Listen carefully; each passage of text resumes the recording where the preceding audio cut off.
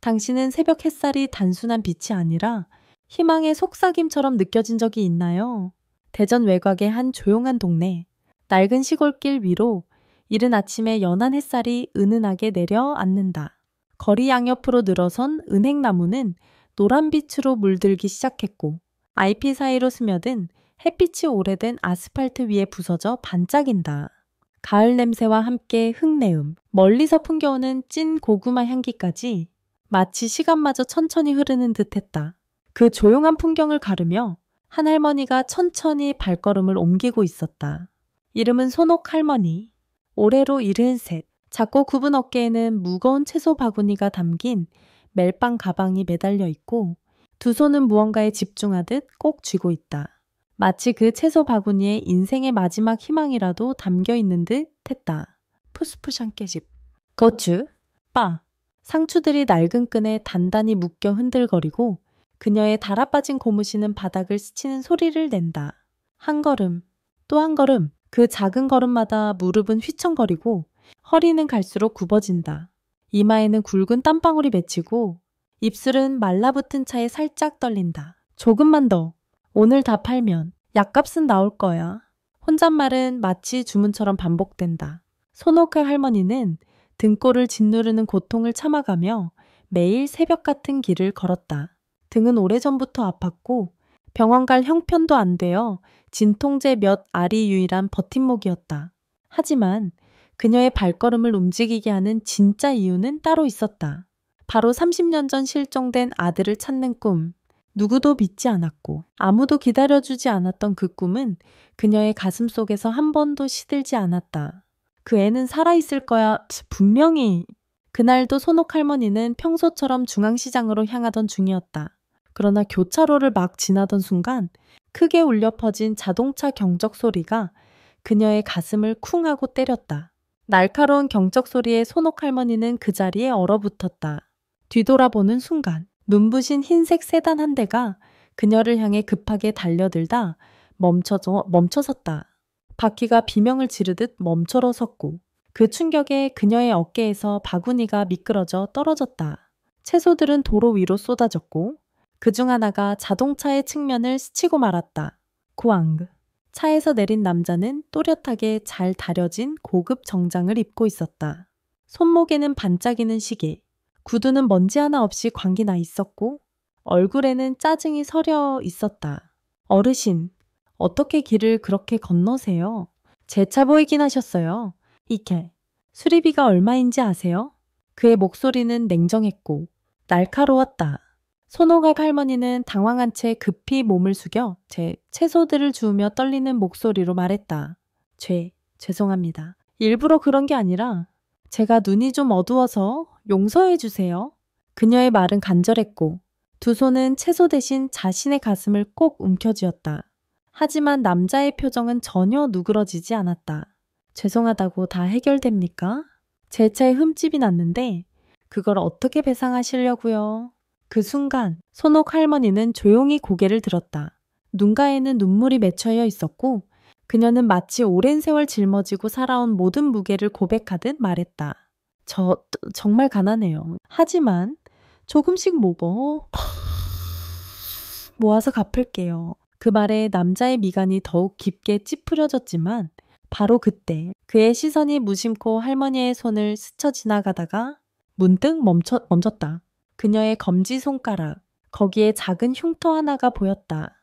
얘 어디서 본 것 같은데? 그는 순간 어딘가 익숙한 감정을 느꼈다. 멀소 못해, 점이요, 지금 오지야 알 수 없는 혼란, 그리고 아주 미세한 가슴 한켠의 저릿함. 할머니가 조심스럽게 물었다. 저기, 실례지만 혹시 나이가 어떻게 되세요? 남자는 잠시 멈칫했다. 서다이언 단이 점의 참제 33입니다. 왜 그러시죠? 손옥 할머니는 고개를 저었지만 시선은 그의 손에 고정돼 있었다. 그 작은 흉터가 자꾸만 아들의 손과 겹쳐 보였다. 아직 어린 시절 부엌칼을 만지다 베었던 그 상처. 기억이 희미했지만 손끝이 떨릴 정도로 익숙한 느낌이 밀려왔다. 남자는 그런 할머니의 시선을 의식하며 몸을 돌리려 했지만 그녀의 떨리는 목소리가 그를 붙잡았다. 잠깐만요.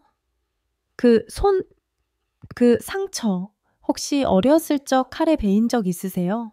남자의 눈동자가 순간 흔들렸다. 그도 모르게 무언가 떠오르려는 기억을 억누르듯 고개를 저었다. 왜 그러세요? 무슨 상처인지도 기억 안 나요. 그냥 오래된 거예요. 하지만 그 말이 끝나기도 전에 이번에는 남자의 시선이 손옥 할머니의 손목으로 향했다. 빅바렌, 달고 다른 은팔찌 하나가 그녀의 손목에 걸려 있었다. 햇살에 반사되어 묘하게 익숙한 빛이 번졌다. 남자의 눈이 커졌다. 왜? 이 팔찌. 그는 거의 반사적으로 중얼거렸고 할머니는 놀라듯 손목을 가리며 소매를 끌어올렸다. 하지만 이미 늦었다. 남자의 눈은 정확히 그 문양을 확인했다. 이 팔찌 어디서 난 거예요? 그의 목소리는 낮아졌지만 단호했다. 손옥 할머니는 그를 똑바로 보며 말했다. 그건 내 아들이 어릴 때 차고 있던 거야. 그 애가 사라졌을 때 이 팔찌만 남았어. 순간 남자의 숨소리가 거칠어졌다. 그 역시 정확히 똑같은 팔찌를 갖고 있었다. 그것은 그가 고아원에서 자랄 때 유일하게 갖고 있던 소중한 유품이었다. 기억의 파편들이 하나둘 떠오르기 시작했다. 불길, 연기, 울음소리, 그리고 누군가의 손에 이끌려 나왔던 순간, 그 순간 그의 가슴은 세차게 뛰기 시작했다. 숨을 고르려 했지만 호흡이 자꾸 짧아졌다. 그는 천천히 자신의 손목을 걷어올려 가방 속에서 조심스럽게 팔찌 하나를 꺼냈다. 빛바랜 은빛 팔찌, 오래된 듯한 세공, 그리고 마모된 자국들까지 손옥 할머니의 팔찌와 정확히 같았다. 그는 말없이 팔찌를 테이블 위에 올려놓았다.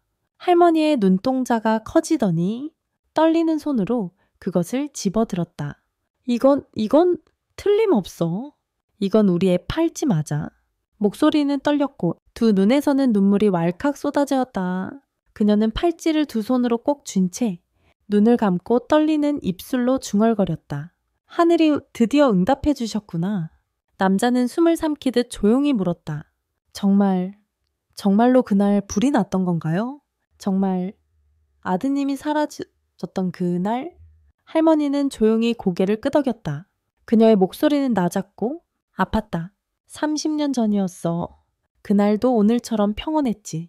난 부엌에서 저녁을 준비하고 있었어. 그런데 갑자기 밖에서 비명소리가 들렸고 창문 밖은 불길로 뒤덮였어. 그녀는 입을 다물었다가 다시 말을 이었다. 난 아이를 안고 밖으로 뛰쳐나왔는데 영희 때문에 아무것도 보이지 않았어. 결국 나는 바닥에 넘어졌고 그 순간 아이가 손에서 미끄러졌지. 아무리 불러도 해요도 대답이 없었어. 불길이 가라앉고 나서 찾은 건 이 팔찌 하나뿐이었어. 그녀는 더 이상 말을 잇지 못하고 울음을 터뜨렸다. 남자는 조용히 듣고만 있었다. 그녀의 말, 그녀의 눈물, 그녀의 고통. 그 모든 것이 그가 어릴 적 꿈처럼 떠올렸던 불분명한 기억들과 기이하게 겹쳤다. 저도 고아원에서 자랐어요. 그가 입을 열었다. 서류도 없고 이름도 없었대요. 팔찌 하나만 있었다고 했어요. 그러다 지금 가족에게 입양됐고 할머니는 눈물이 맺힌 눈으로 그를 바라봤다. 그럼 혹시 네가... 남자는 손을 들었다. 목소리는 조심스러웠지만 단단했다. 확신은 못해요. 아직은요. 하지만 확인하고 싶어요. 그는 눈을 맞추며 말했다. 할머니, 저랑 DNA 검사를 해보시겠어요? 손옥 할머니는 한참 말이 없었다. 참 말이 없었다. 그저 그의 얼굴을 아주 오래 바라봤다. 그리고 나직이 말했다. 그래? 해보자. 그게 진실을 아는 길이라면 잠시 후 DNA 센터의 대기실. 둘은 조용히 나란히 앉아 있었다. 남자는 두 손을 깍지 낀 채 무릎 위에 올려놓고 고개를 떨군 채 깊은 숨을 내쉬었다. 손옥 할머니는 조심스레 그의 손등에 손을 얹으며 말했다. 혹시 결과가 아니어도 나는 널 원망하지 않을 거야. 그는 그녀를 바라봤다. 저도요. 어쩌면 혈연이 아니어도 우리는 이미 가족일지도 몰라요. 그 순간 조용했던 복도에 발소리가 울렸다. 직원이 다가와 봉투 하나를 내밀었다. 그는 떨리는 손으로 봉투를 받아 조심스럽게 뜯었다. 눈이 활짝 열리고 입술이 달싹이었지만 그는 말을 잇지 못했다. 결과가 일치하지 않습니다. 손옥 할머니는 숨을 멈춘 듯 조용히 그의 눈을 바라보았다. 그녀의 입에서 새어나온 건 억눌렀던 탄식이었다. 아니구나. 순간 그의 손이 그녀의 손을 꼭 쥐었다. 하지만 상관없어요. 할머니, 저 이제 할머니 없인 못 살 것 같아요. 어머니가 아니어도 할머니는 저에게 가족이에요. 그녀는 눈을 감았다. 눈물 한 줄기가 흘렀다. 하지만 그 눈물은 슬픔이 아니라 감사와 위로의 눈물이었다. 며칠이 지나고 대전의 가을은 한층 더 떠던다 때문에 수온반 한번 더 깊어졌네. 태통전에 노란 은혜의 잎이 흩날리고 바람은 점점 싸늘해졌지만 손옥 할머니와 젊은 남자의 사이에는 따뜻한 공기가 흐르고 있었다. 비록 DNA 결과는 부정적이었지만 이상하게도 그날 이후 두 사람은 거의 매일 함께 시간을 보냈다. 그는 할머니가 자주 가던 시장에 함께 가기도 하고 그녀가 짓는 된장국에 밥을 말아 먹기도 했다. 서로를 바라보는 눈빛은 처음과는 다르게 부드럽고 익숙해졌으며 무언가 피보다 진한 유대감이 자라나고 있었다. 그러던 어느 날 그는 트렌치코트를 입고 조용히 탄 빈 보육원을 다시 찾았다. 어릴 적 이곳에서 시작된 내 이야기 반드시 끝까지 알아내야 해. 그는 보육원 구석진 사무실에서 오래된 문서를 뒤졌다. 서류의 색은 발에 있었고 글씨는 번져 있었지만 그는 놓치지 않고 하나하나 읽었다. 그 순간 노년의 한 직원이 조심스레 다가와 말을 걸었다. 30년 전 혹시 그 큰 화재 이후 입소했던 아이들 이야기 찾는 건가요? 그는 깜짝 놀라며 고개를 끄덕였다. 그땐 정말 정신없었지. 불타버린 동네에서 두 아이가 구조돼 왔어요. 하나는 비교적 금방 입양됐고 다른 하나는 서류가 어정쩡하게 남아서 2명이었어요. 그래요. 처음엔 1명인 줄 알았는데 나중에야 2이라는 게 밝혀졌죠. 그중 1명의 기록은 누군가에 의해 바뀐 것 같다는 이야기도 있었고 그는 정신이 아득해졌다. 그렇다면 내가 그 2번째 아이일 수도 있다는 말이야. 직원은 덧붙였다. 저해저드. 그리고 말이죠. 그 2번째 아이가 착용하고 있던 은팔찌가 있었어요. 세공이 정교한... 그는 자신도 모르게 자신의 가방을 열었다. 팔찌를 꺼내 직원에게 보였다. 이건가요? 직원의 눈이 휘둥그레졌다. 네, 맞아요. 바로 저거예요. 이건 분명 그 아이가 차고 있던 겁니다. 순간 그의 가슴은 크게 요동쳤다. 그렇다면 자신은 누구의 아이였을까? 그리고 그 사건 속 또 다른 가족이 남아있는 걸까? 그날 저녁, 그는 손옥 할머니의 집을 다시 찾았다.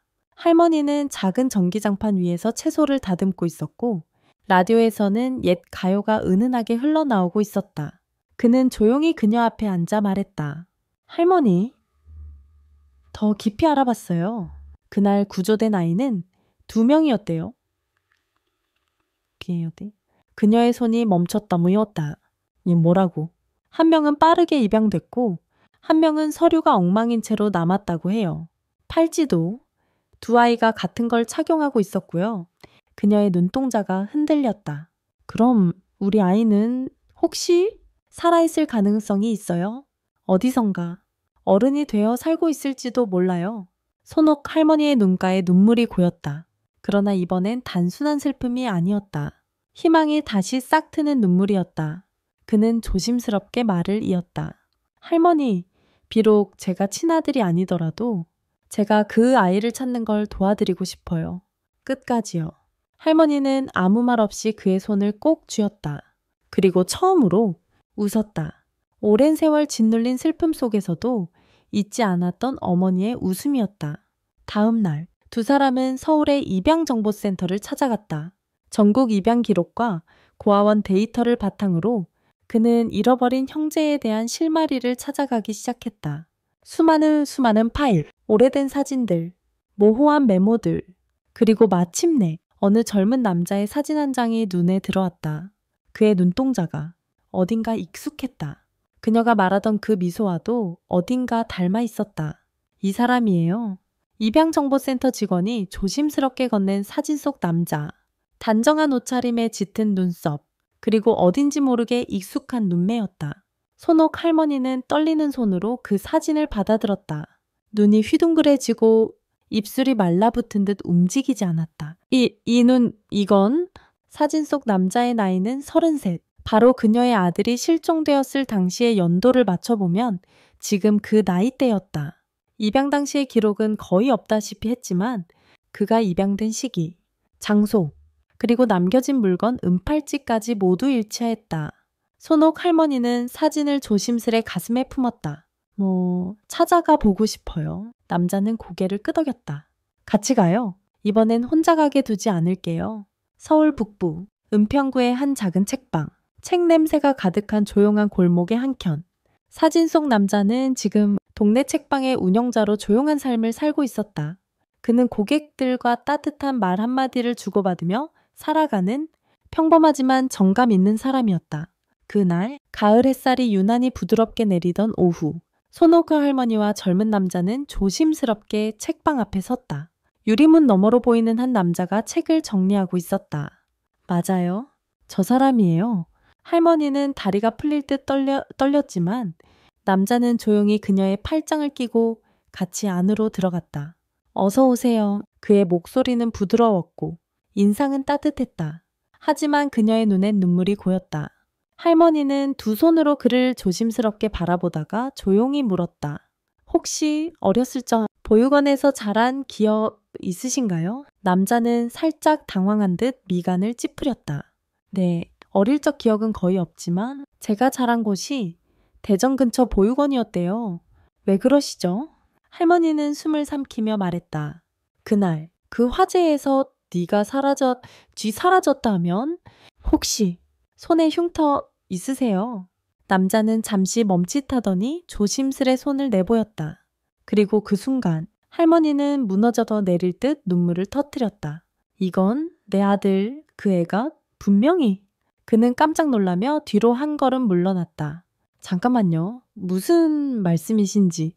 남자와 젊은이는 상황을 차분히 설명했고 그는 결국 조심스럽게 DNA 검사를 받기로 동의했다. 며칠 후 세 사람은 다시 검진센터의 지하의 전체의 대기실에 나란히 앉아 있었다. 혹시 또 아니면 어쩌죠?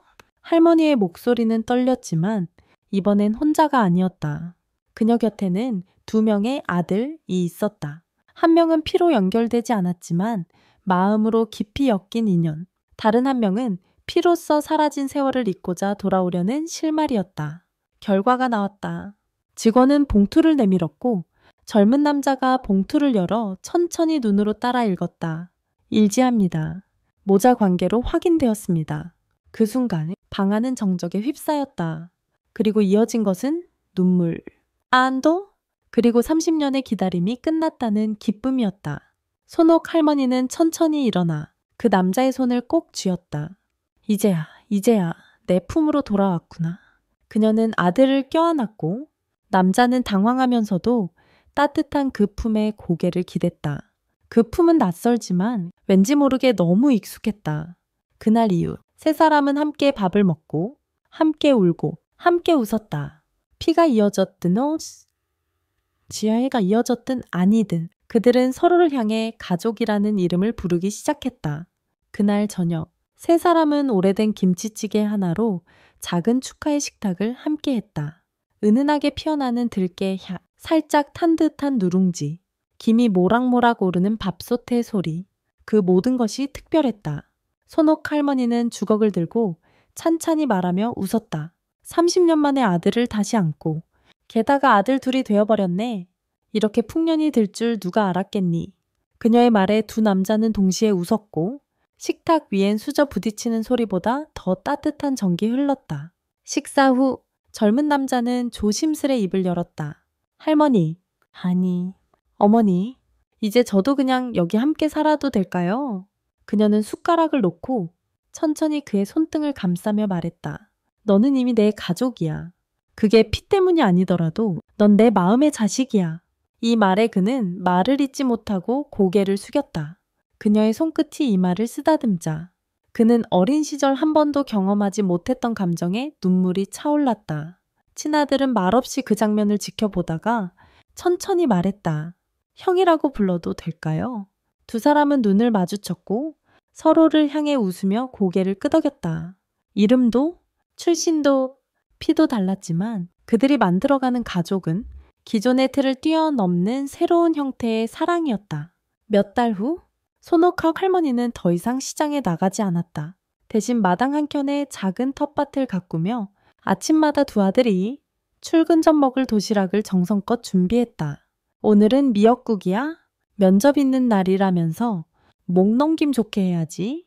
고추볶음은 조금 덜 맵게 했어요. 어제 속 안 좋다고 했잖아. 아들 둘은 각자의 삶을 살아가면서도 저녁이면 항상 같은 식탁에 모였다.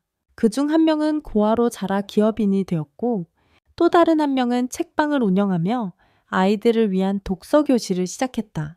그리고 그 중심에는 항상 작고 따뜻한 손옥 할머니가 있었다. 어느 날 동네 마을회관에서 작은 북토크 행사가 열렸다. 책방 아들은 기업과 가족이라는 주제로 강연을 요청받았고 그는 담담하게 이야기를 꺼냈다. 가족은 피가 아니라 마음으로 맺어지는 겁니다. 저는 2명의 형제를 얻었고 어머니도 2분이 생겼습니다. 그리고 그중 한 분은 30년 동안 저를 기다려 주셨습니다. 청중 중 한 어르신이 손을 들고 물었다. 그런 어머니를 어떻게 다시 찾을 수 있었나요? 그는 웃으며 답했다. 어머니가 저를 먼저 찾으셨어요. 시장에서 채소를 팔면서도 30년 내내 기다리셨어요. 그 인내와 사랑이 결국 저를 불러낸 거죠. 청중들은 눈시울을 붉혔고 박수가 이어졌다. 그날 밤 세 사람은 같은 방에 둘러져 앉아 고구마를 구워 먹으며 웃었다. 하늘에는 별이 가득했고 마당의 감나무는 주홍빛 열매를 달고 있었다. 너희 둘이 이렇게 나란히 앉아있는 걸 보면 난 매일 꿈을 꾸는 것 같아. 할머니의 말에 두 아들은 말없이 고개를 끄덕였다. 그러곤 한 명이 조용히 물었다. 어머니, 만약 그날 우리가 다시 만나지 못했다면 어땠을까요? 할머니는 잠시 침묵하더니 희미하게 미소 지었다. 그랬어도 나는 널 찾았다고 믿고 죽었을 거야. 하지만 하늘이 내게 마지막 선물을 줬지. 그게 바로 너희들이야. 겨울이 성큼 다가온 어느 저녁, 세 사람은 함께 김장을 하고 있었다. 할머니는 김치 속을 손수 버무리며 잔잔한 목소리로 말했다. 예전엔 혼자 담그느라 허리가 휘었지. 이렇게 같이 하니까 손도 덜 아프고 김치 맛도 더 깊을 것 같아. 젊은 형은 장갑을 끼고 고무통에 고춧가루 양념을 넣으며 장난스럽게 말했다. 아, 어머니, 저 양념장 훔쳐가면 안 돼요. 너무 맛있어서 통째로 가져가고 싶어요. 둘째 아들은 배추에 양념을 꼼꼼히 바르며 말없이 웃었다. 이제 그는 어느새 말없이 웃는 아들로서 가족의 중심에 있었다. 김장 작업이 끝난 저녁, 세 사람은 따끈한 돼지국밥을 나눠 먹었다. 바깥은 눈이 내리기 시작했고 창밖엔 고요한 흰 세상이 펼쳐지고 있었다. 그때 손옥 할머니가 조심스레 말을 꺼냈다. 얘들아, 나 하나만 더 욕심내도 될까? 두 아들은 젓가락질을 멈추고 고개를 들었다. 우리 셋이 함께 이름을 올리면 어떨까? 호적이란 게 뭐 대단한 건 아니지만 그래도 가족이라는 걸 기록으로도 남기고 싶어서 말이다. 순간 방 안엔 짧은 정적이 흘렀다. 그러나 이내 두 아들은 서로를 바라보고 동시에 고개를 끄덕였다. 어머니, 그건 저희도 생각하고 있었어요. 저도요. 가족은 마음으로 맺어진다고 하지만 이제는 법적으로도 어머니의 아들이고 싶어요. 그 말에 손옥 할머니의 두 눈이 촉촉해졌다. 그래, 정말 고맙다. 내 평생에 다시는 이런 기적이 없을 줄 알았는데 그 다음 해봄, 세 사람은 함께 구청에 갔다. 입양 신청서를 작성하는 그 순간 형은 수첩을 꺼내 한 장의 짧은 편지를 어머니께 건넸다. 어머니께 가족이란 혈연으로 시작되지 않아도 마음으로 연결될 수 있다는 걸 어머니를 통해 배웠습니다. 어머니가 제 삶에 들어오신 이후 저는 더 이상 혼자가 아닙니다. 저희 둘, 그리고 어머니, 함께하는 하루하루가 제 인생에서 가장 따뜻한 시간입니다. 사랑합니다. 아들 드림, 손옥국 할머니는 편지를 읽는 내내 아무 말도 하지 않았지만 눈가에서 한 방울씩 떨어지는 눈물은 말보다 깊은 대답이었다. 1년 후 대전 외곽 조용한 시골 마을. 예전 할머니가 홀로 살던 집이 완전히 리모델링되어 작지만 아늑한 2층 목조 주택으로 다시 태어났다. 현관 앞에는 작고 귀여운 나무 간판이 걸려 있었다. 송간의 사랑방. 여기는 가족이 머무는 집입니다. 할머니는 앞마당에서 텃밭을 가꾸고 형은 재택근무를 병행하며 사회복지 프로젝트를 기획했고 동생은 인근 초등학교에서 독서 프로그램 자원봉사를 이어가고 있었다. 주말마다 마을 아이들이 놀러 오고 마당 한켠에는 작은 평상이 놓여 삼겹살 파티가 벌어졌다. 이 집은 누구 건가요? 한 아이가 물었다. 손오구 할머니는 아이를 꼭 안으며 대답했다. 우리 모두의 집이란다. 사랑하는 사람들이 함께 사는 집이니까. 에필로그. 우리는 다시 가족이 되었다. 사람은 때로 삶에서 무너지는 순간을 맞이하지만 그 무너진 틈으로 사랑이 스며들기도 한다. 손옥 할머니와 두 아들은 잃어버린 세월과 슬픔을 딛고 다시 만난 가족으로서 새로운 하루를 살아가고 있었다. 그리고 오늘도 그 집에서는 따뜻한 된장국 냄새와 함께 소박한 웃음소리가 울려 퍼지고 있었다. 그리고 그날 밤 작은 창밖으로 달빛이 조용히 스며들었다. 손옥 할머니는 마당의 감나무 아래에서 하늘을 올려다보며 속삭였다. 얘들아, 고마워. 이렇게 다시 웃게 해줘서. 그 말에 마치 하늘도 대답하듯 별 하나가 유난히 반짝였다. 집 안에서는 두 아들의 웃음소리가 흘러나오고 있었다. 아직 찾아야 할 기억들이 있을지도 모른다. 아직 마주해야 할 진실이 남았을지도 모른다. 그러나 분명한 것은 이제 그들은 더 이상 혼자가 아니라는 것이다. 그 따뜻한 집에서 사랑은 매일 자라나고 있었다. 그리고 어쩌면 진짜 이야기는 이제 막 시작된 것인지도 모른다. 이 이야기를 쓰며 마음 한구석이 따뜻해졌습니다. 피가 아니어도 이어질 수 있는 사랑, 함께 울고 웃으며 진짜 가족이 되어가는 여정은 우리 모두가 삶 속에서 바라게 되는 어떤 희망과도 닮아 있습니다. 어쩌면 이 이야기는 손옥 할머니만의 이야기가 아니라 상처를 안고 살아가는 수많은 이들의 마음에 닿을 수 있는 이야기일지도 모르겠습니다. 당신도 지금 누군가를 기다리고 있거나 이미 곁에 있는 사람의 소중함을 다시 떠올리게 되었나요? 그렇다면 이 이야기가 가진 힘은 지금 이 순간 당신의 마음 속에도 닿았다는 증거일 겁니다. 계속해서 이 따뜻한 이야기를 함께 나누고 싶습니다. 손옥 할머니와 두 아들의 새로운 여정, 더 깊은 진실, 그리고 또 다른 만남이 기다리고 있는 2부가 곧 이어질 예정입니다. 이야기가 좋았다면 좋아요를 눌러주시고 채널을 구독해주세요. 댓글로 여러분의 생각과 감정을 들려주세요. 여러분의 한마디가 다음 이야기를 쓰는데 큰 힘이 됩니다. 우리 함께 더 많은 빛을 나눌 수 있기를 바랍니다.